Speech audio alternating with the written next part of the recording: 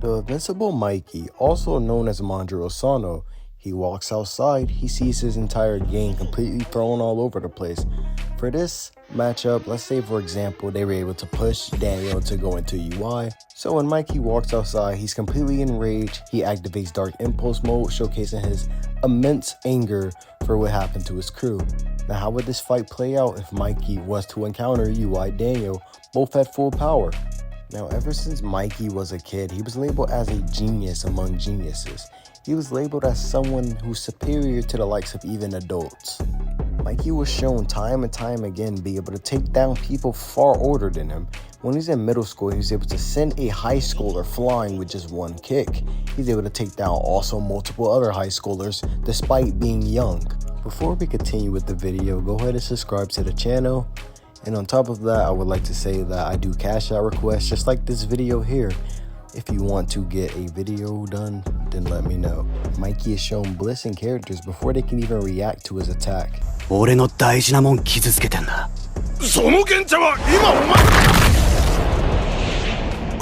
Mikey goes against the likes of Taiju, or Taiju, however you pronounce his name, he's someone being able to blitz him, and even characters around him says that they couldn't even see what happened, showcasing that Mikey attack speed is at least subsonic. And no, Mikey did not break the sound barrier in this panel. The dual sound was representing the attack landing on Taiju, which was the sound that Takemichi heard, not a shockwave or not a sonic boom.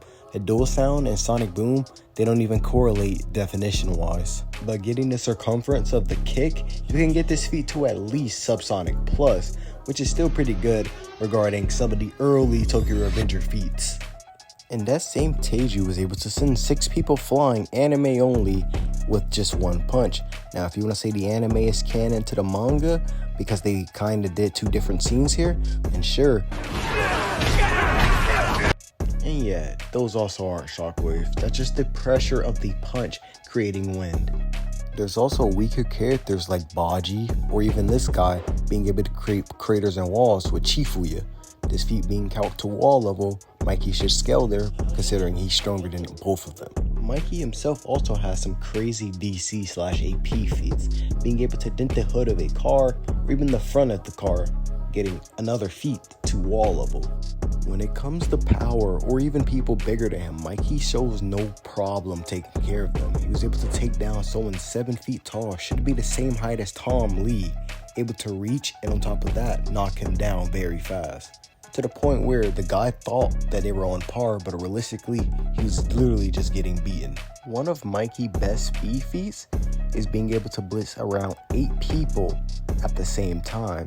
I personally do not buy into this speed feat simply because we see people on the ground coughing, showcasing that they are still somewhat reacting to Mikey when it comes to a human reaction standpoint.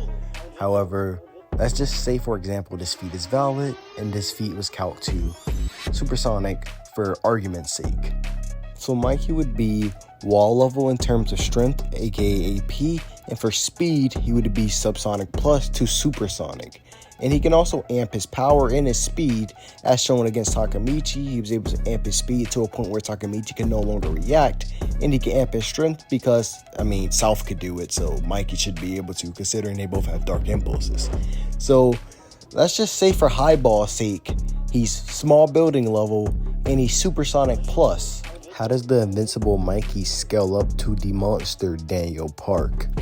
I already made a video on UI Daniel and where does he scale, but for this video I guess I'm gonna go over his scaling once again. So for one, we know that he's at least wall level and it's not even close. He's able to do things like this, putting massive craters in the wall, showcasing that he's wall level at bare minimum. UI Daniel scales to someone like Goo, who was able to split an entire room in half. This feat getting to wall level plus. Someone far weaker than Daniel was able to pulverize a floor, leaving a big massive crater in the ground, getting this feat to small building level. And Daniel was able to wash this character badly along with 2 other strong Gen 2 members, showcasing that he's on another level than any of them. Daniel also scales above the likes of Ji Chang, who was able to vaporize a safe, and we know that it's vaporization because we can see the humidity, and on top of that we see no fragmentations of the safe inside of the safe. This would mean that it has to be vaporization from the smoke around it. This feat was counted too small building level, and we know that Daniel scales above Ji-Chang because Daniel was able to defeat his OG body. His same OG body went relative to Ji-Chang. Daniel also copies Ji-Chang's chop technique, which means that he can use it perfectly because he has the perfect body. In the new Lookism chapter, Johan performs a feat where he puts a massive crater on the side of a mountain wall. This feat was counted to building level, which means that Lookism is now building level, even though you could make an argument before they're actually building level and it's not even debatable anymore. Now, I'm gonna keep speed short and simple. For one, we know that Fat Daniel was able to perform a transonic feat very casually. And then we know that Kid Johan was able to perform a hypersonic to high hypersonic feat when he was able to block hundreds or even thousands of rocks within one short time frame. Daniel was completely slaughtering a older Johan who continued to train and get stronger, which would mean that Daniel scales to this. A holding back James Lee was able to block a helmet fragment coming at least subsonic speeds or higher, and then on top of that, he gets compared to Daniel. Even though he was holding back, we know that his holding back speed is relative to Daniel as stated by Eli. The feat was counted from high hypersonic to high hypersonic plus. And with that said, we know that Daniel Park is building level, and in terms of speed, he's high hypersonic to high hypersonic plus, as I stated. UI Daniel has karate, just like Mikey, and on top of that, he has stuff like Systema, wrestling, taekwondo, Kyokushin karate, and even stuff like Muay Thai. The winner of this fight is obviously UI Daniel. He scales higher in speed, he scales higher in strength, he's stronger, he has pretty much everything Mikey has.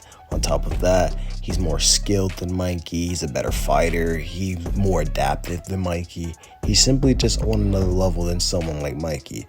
Now, Mikey is strong, however, UI Daniel is beyond his strength. Not only that, he'd be able to copy all of Mikey's techniques and apply it to his own. Now, while this was indeed a one-sided fight, how will UI Daniel fare against the likes of Peter from Killer Pietro? I guess we'll figure that out soon.